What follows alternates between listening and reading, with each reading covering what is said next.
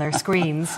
But you were interested in all of this because of what happened in 2015. Absolutely. I mean, I was that person, the kind of person that John is talking about. When I collapsed with a cardiac arrest, and it wasn't a heart attack, it was a cardiac arrest, my heart just stopped. And from that moment when that happened to me, and people said to me afterwards, you know, did you get any warning? Did you feel any pains? There was none of that. Everything was perfect until I just dropped. And then after that, it was, I guess, a combination of huge luck and then also being very fortunate that my good friend Vincent Hogan of the Irish Independent and my wife Anne were on site and ready to step in, and while Vincent was calling an ambulance and started doing CPR, and that was critical. Did she know because CPR, or she had done some training on it, but she wasn't an expert, and I think that's important to say, that you don't have to be.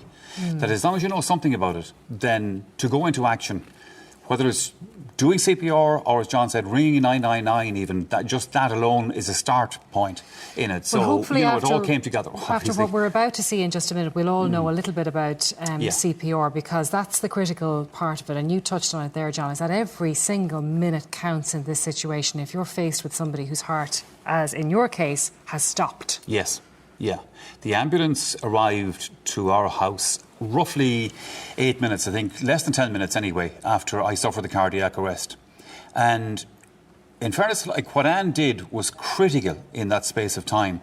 I still needed the ambulance. You know, so, absolutely. Yeah. The ambulance has to come. But then, had somebody not done something in between, then the ambulance wouldn't have been there in time anyway. You know, so it's look, Claire, you're not going to save everybody's life. It's not going to work every time. But I think the message that I would certainly be putting out, and I know that John is putting out as well, is the more people who know CPR, the more people who know what to do in an emergency, or that they must take a certain action, as I said, even if it's making the phone call, the emergency phone call, whatever. If you save one life, that's a life that mightn't have been saved otherwise. So. How many community first responders do we have in Ireland, John? Currently there's about 270 groups, community groups nationally, and there are somewhere between 3,500 to 4,000 volunteers in those groups. Okay. And just to say, they all would have been on call right over the Christmas and New Year's. Would have been somebody on call in those communities. Right. And are you given your times if you're a volunteer? Are you told this, you're on call between this hour and this hour? How does it work? It works differently. You fit it in with your life, because life goes on, and you fit it in. You're a volunteer, you give your time when you can. Now, not all groups can provide 24/7 cover, but lots of them do. But you give what you can, and every few hours is a benefit, because cardiac arrest doesn't have a time. It can happen any time of day. Well, you're going to take us through CPR in a minute. Please. But before we move over there, Michael, how are you getting on? How's life treating you since you left this place? Do you know what? Very well. You're happy? I am happy, and I'm not looking to come back. You're still busy though, aren't you? I mean, you're doing bits and bobs of things. I am, including doing stuff like this, and I've done a lot of work down through the last couple of years since this happened to me for the Irish Heart Foundation. And I know a lot of those small communities around the country. Like in the last couple of months, I did one down in Coolfather, down in Sligo, and another one in Esslin, which is just outside Carrick, and Shannon. And that's where people get together and decide to set up a group, a CPR group, as John was talking about, and have that training, that experience in the community. And I believe everybody should do this. And you're not watching the Sunday game every week, or you weren't when it was on there? I was keeping an eye on it. Oh, I'd say you were. Yeah. I'm shouting at the television. That's rubbish. Well, look, it's great to see you back. Thank you very much for coming in. Much Round of applause for Michael. Thanks, Michael. Great to see you. Now, John, we're going to head over here because we're going to get some lessons in CPR, which will be useful not only for me, but for our audience here in the studio and everyone at home as well. Gerry's here, Laura's here. You're very welcome. So you're going to take us through what might happen in the case of an emergency, John. Isn't that right? Absolutely. This is a situation where the ambulance 999 or 112 would have been called. Someone would have given the air code, so we know the location. It's very important for the National Ambulance Service to know where you are, so they can find you quickly. And then the community first responders arrive. And hopefully there'll be what's called bystander CPR in progress. At that time, that will be somebody here taking instruction from the ambulance service on how to do CPR. OK, so the first thing we've learned there is know your air code. No, very important, know where you are. And as Michael said, make that phone call, but know where you are. Give them an address so they can get to you quickly. So we have two first responders here in this situation, and we have somebody here who is collapsed and on the floor. Unconscious, and we don't know what's after happening. So we go through a series of checks just before we start CPR. Okay. So, Gerry, do you want to start that for us then and show us what you would do in this situation? Okay, the first thing we'll do is make sure the scene is We're safe. going to make sure everything is safe. We're safe for us to work here. There's no electrical wires, no glass or something we're going to can injure us. So the scene is safe. We say the Okay, scene and that's is safe. what that gesture means, that the This scene is safe. We overemphasise in training, so we get it right when we have to do it. And then Gerry, talk us through then what's going to happen next then. we're going to check to see if the patient is responsive. Hello, can you hear me? Hello, can you hear me? So the patient's not responsive. They'd move or do something if they're responsive. Okay, and what's Gerry doing now? We're checking to see if the patient is breathing. It's a 5 to 10 second check. I'm checking just to see if the patient is breathing. Okay, so now you have decided that this person is in trouble. Yeah, this person is not breathing. So we need to start CPR immediately. So now, this is where we get our lesson in CPR. So, Gerry, if you could start that for us now and take us through what you're going to do. And this is what you're telling us everybody should know what Absolutely. to do. Firstly, we need to be on the firm, flat surface, like the floor is perfect. Floor, not a bed or a chair. You need to get a good, firm, flat surface. So move the person if you're doing this yourself. If you can, there's lots of instances where the person's too big or you're not strong enough. There's lots of instances. But ideally, the ideal situation is a firm, flat surface. Okay, so go ahead then, We Gerry. push in the centre of the chest, between the nipple line. That's where your heart is, in the centre of the chest here. And we push down. And we push down 2 inches. And we release 2 inches. And we push at a rate of 120 per minute. Okay, so you're pushing down by 2 inches. How do you gauge that? I mean, I know you've done it probably so many times that you know automatically, but for somebody who's doing it for the first time, how do you gauge that you're doing it right at the right pressure? You're being told to push down. Once you push down that 2 inches, that's the 2 inches. You just have to know that it's that much. You have to push down, but don't forget to release, because you're working for the heart. You're pushing blood out of the heart and letting it refill. So it's very important to recoil. And then the pace of this. I mean, I have heard that you use the beat of the song "Staying Alive" in your head, if you can. Is that that's fine? an old wives' tale? Or no, is that not right? at all. If that's 120 beats per minute, I'm not sure, but if that works, you use that. But that's the rate you try to achieve for the optimum. Statistics have told us this is the rate that we look for. But when you're working and when Gerry's working here, this is coming automatically to him because you're so well trained. Is that Most right? groups train at least once a month, more often. Some train more often, but we practice, so it's muscle memory for us at this stage. Okay. That's because we train so much, and it's a very, very important skill to that. It's a simple skill, but it's like Gaelic football. The more you practice, the better you get. Okay, now explain to us what's going to happen next. Next thing, Catherine's going to bring in the AED. The AEDs are simple to use. You can't hurt anybody. It won't shock anybody who doesn't need a shock. They're simple and safe to use. In fact, you don't really need training, because once you turn her on, it tells you what to do. Adult mode. Okay. Remove all clothing from patient's chest. So we've So done what that. we're hearing now is the machine telling us what to do. Telling us what to do, yeah. Pull red handle to reveal pads. So we've done that. It tells you what to Look do. at pictures on pads. Okay. So we've placed the Apply pads. pads to bare skin exactly as shown in the pictures. Which you've done. Yeah. Press pads firmly. Which we've done. Yes. You're way ahead of the machine here now at this stage. Yes, because we practice so Apply much. pads to bare skin exactly as... Do not touch patient. Now, it's going to analyse the part to see if it's a rhythm that Analysing we can heart shock. rhythm. So we say, I'm clear, you're clear, we're clear. Everybody's clear. Okay. Everyone clear. Everyone Press clear, flashing everyone clear. button. Shocking. Shock. Shock CPR. delivered. Right, so that's delivered a shock Provide to the chest patient. compressions to the beat. So once that has happened, The heel of one John, you hand go should be back in in centre again of with the chest. compression. We The start other compressions hand should be immediately. on Listen top to the of prompts of the first machine, hand. it will tell you what to do. And because Push Gerry down was doing hard, CPR at least beforehand, 5 we centimetres. switch over with somebody who's fresh, who hasn't been exercising, Okay. we call it. That ticking noise that we hear there, that's That's the giving you rhythm. the 2 compression breaths. rate? That's the rhythm. Okay. 1, 2. Resume chest compressions.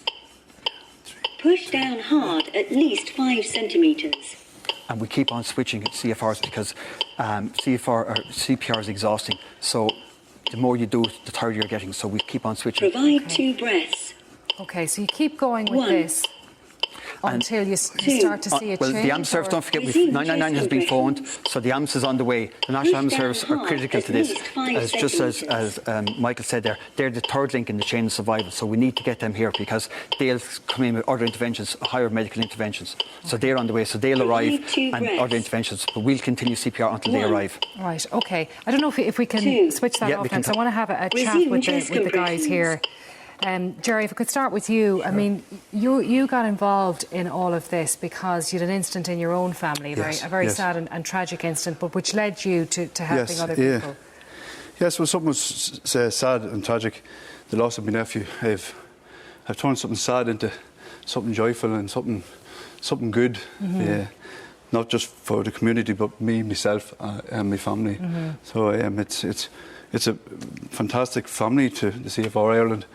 And, you know, we're all volunteers. You've heard the statistics, how many there is out there. It's a great thing to get involved in. Yeah. So. And always looking for more people to get involved. Yeah. Always looking for more people. I mean, anyone who knows me pretty well, I always say every day is a training day, without a doubt. You know this. You know, we all have two hands and two lungs. Shout for help, and we could do CPR. We all have the capability. And Catherine, what about yourself? You're involved through UCC, isn't that right? Yep, so I helped start UCC's Student Community First Responder Team. So we started up last November. We're the first kind of student-run team in Ireland. So we run through UCC. We serve about a kilometre radius by bicycle, so we're a bit unique. But we have been running for a year, and we've had, I think, over 45 calls to the area over that time. So busy in that Very time. busy enough, yeah. I want to come out to the audience now. Where's Margaret sitting? Margaret Duggan. Hi, Margaret. Hi. How are you? You're very welcome. Thank you there. Tell me about how you started with CFR. Okay, well, I was in a nearby shopping centre that had only newly opened. And I was in one of the bigger stores, and a gentleman collapsed in front of me. And he When fell was this now? This was about, 13 years ago. Yeah. So he collapsed in front of me on the floor. So nobody knew what to do at the time. Somebody ran to ring the emergency services, so the ambulance was on its way. And this man was on the floor, and he'd had a cardiac arrest. And somebody ascertained that he'd no pulse, but nobody knew what to do. We all stood around looking at him. I felt so helpless. I kept saying, if only I could. I didn't know how many compressions to do, how many breaths to give, or anything. And I'm never going to feel like this again. Subsequently, I heard afterwards that gentleman died. Right. So I said to my husband on the way home in the car, I'm definitely going to learn CPR and how to use an AED somewhere along the line. So the next day I was at home, and on the radio, the local radio, it was like divine intervention. A local councillor was talking about starting up a group in our area of community first responders, and there was a meeting the following week. So I went to the meeting, and I enjoyed it and met everybody involved. Then there was a couple of weeks later, we had a weekend's training with the ambulance service in a nearby hotel, and then we had about 8 weeks after that. Every Wednesday evening for about 5 hours we continued with the training. And then after a while we went live, and so I was on the road as a first responder then.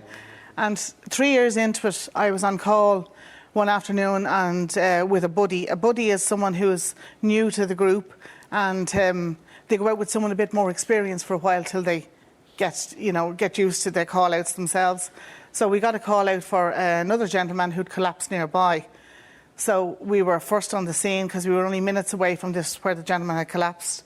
So myself and my buddy, we commenced CPR, we put the AED on, and we gave him a couple of shocks, and we got a ROSC, which is a return of spontaneous circulation, which means the man had a pulse and was breathing again. And when that gentleman opened his eyes, you just couldn't buy that feeling, Claire. Yeah, so all those years later, wow. after you had that awful experience in the shop, you were able to do something this time. Absolutely. Yeah. So I think I got the bug then. So 13 years later, I'm still with the group, and I'm now the chairperson and help run it. Okay. So it's great to hear that story, Margaret. Cathal is here, Cathal Joyce. Hi, Cathal. How did you get involved? I suppose I'm like that dummy underground. I had the cardiac arrest in 2015. So I got CPR straight away done on me. I collapsed warming up for a match in Cusack Park in Mullingar. When I collapsed... you'd no idea there was any problem before this, right? No, nothing. Fit as a fiddle. I did have a bit of a warning before, about 3 or 4 minutes. I just started feeling a bit dizzy in myself. Coordination started going, dropping footballs, kicking footballs astray. And I just said to one of the lads, will you bring me over to the dugout? So he literally had to aid me over to the dugout. I sat in the dugout. My brother came over. He was the physio for us on the day. Asked me what was wrong with me. Told him I just wasn't feeling great. With that, my vision went and I collapsed on the ground. So CPR was started straight away.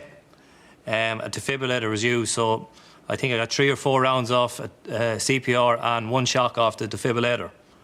Thank God I only needed 1 shock off that defibrillator, because there was only enough power in it for 1 shock. But it did the job. It did the job, yeah. But if it wasn't for CPR and the use of a defibrillator, I wouldn't be sitting here in front of you today, Claire. Okay, so you want everyone to know about CPR, but also to maintain those defibrillators around the country, make sure they're in good working order. Exactly, and the people that are vandalising them now is getting very popular as well. Like, a lot of communities work hard to fund these machines that are vital to saving lives. Like what they're destroying, if any of their family members needed this, and they're after destroying it, it's going to bring sadness. Well, look, thank you all very much for coming in tonight. And John, we're really grateful to you and Gerry and Catherine for showing us how to do that tonight. And you're always looking for new volunteers to sign up, aren't you? Absolutely, we're always looking for volunteers. And it's really worth saying as well, we have tremendous support from National Ambulance Service. And without them, we can't do what we do. But they are the vital link. They are coming in behind us. They're the third link in the chain of survival. We have to have them as well. So. And I'm sure they're delighted with you too. So we appreciate all that you do. Thank you very much indeed. Let's hear it for our volunteers tonight. Thank you. So